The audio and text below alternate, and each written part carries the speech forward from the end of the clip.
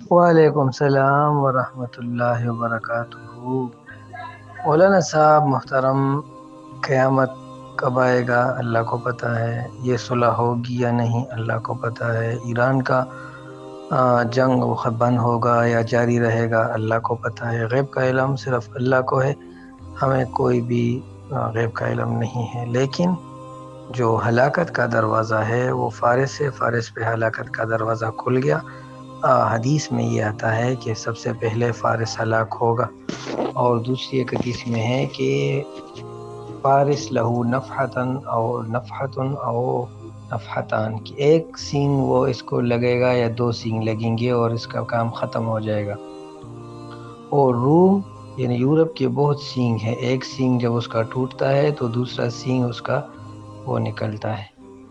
تو یورپ کی تباہی میں وقت لگے گا، اور اس کے بعد پھر عربوں کی ہلاکت شروع ہو جائے گی، یعنی فارس کے بعد عربوں کی ہلاکت شروع ہو جائے گی۔ تو اس کے بعد جب امریکہ اگر جیسے کہ ٹرمپ نے ابھی بیان میں کہا ہے کہ ہم ایران کے ساتھ مذاکرات کرتے ہیں، ایک طرف تو اس نے اپنے جنگی بیڑے بیچنے شروع کیے ہیں، جنگی جو جہاز ہے وہ بیچنے شروع کر دیے ہیں، اور اپنے جو ٹروپس ہیں میرینز اور دیگر وہ بیچنے شروع کر دیے ہیں، 50,000 ٹروپس وہ ابھی آ چکے ہیں، اور دوسری طرف وہ یہ کہہ رہا ہے کہ میں مذاکرات کے لیے تیار ہوں۔ تیسری طرف وہ ابھی اس نے کہا ہے کہ ایران اگر مذاکرات نہیں کرتا، جیسے کہ ایران کے جو وزیر خارجہ ہے عباس عراقچی، کہ ہم نے ابھی تک مذاکرات نہیں کیے اور نہیں ہم نے آپس میں ایک دوسرے کے ساتھ مذاکرات کے میز پر نہ تو بلا واسطہ اور نہ بالواسطہ بیٹھے ہیں، لیکن وہ کہتے ہیں کہ صرف رسائل کا تبادلہ ہوتا ہے، خط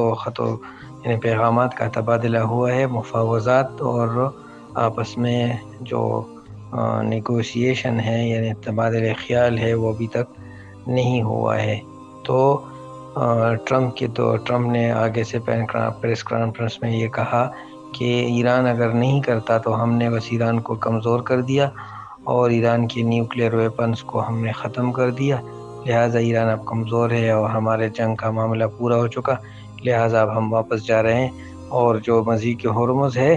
یعنی اسٹیٹ آف ہرمز، تو اب وہ یورپ کا فائدہ ہے، یورپ یا ہم سے تیل لے لے، اگر ہم سے نہیں لیتا تو روس سے پر امریکی پابندی ہے، اسے تو لے نہیں سکتا، لہٰذا اسٹریٹ آف ہرمز میں ایران کے ساتھ لڑائی کرے اور اسٹریٹ آف ہرمز کھول لے، اور ایران کھولنے کے لیے تیار نہیں، اور نہ تم ہمارے ساتھ لڑائی کے لیے آتے ہو، تو یہ صورتحال ہے۔ تو اب آگے دیکھتے ہیں کہ یہ ایران اب یورپ اسرائیل کے ساتھ مل کے ایران پہ حملہ کرتا ہے، یا کوئی اور اس کا متبادل نکلتا ہے، لیکن جنگ ہوگا ضرور۔ قطر اس پہ حملہ ہوگا، یہ کہا تھا 6 سال پہلے قطر پہ حملہ ہو گیا، ایران نے بھی کیا، اسرائیل نے بھی کیا۔ ایران پر اسرائیل اور امریکہ حملہ کرے گا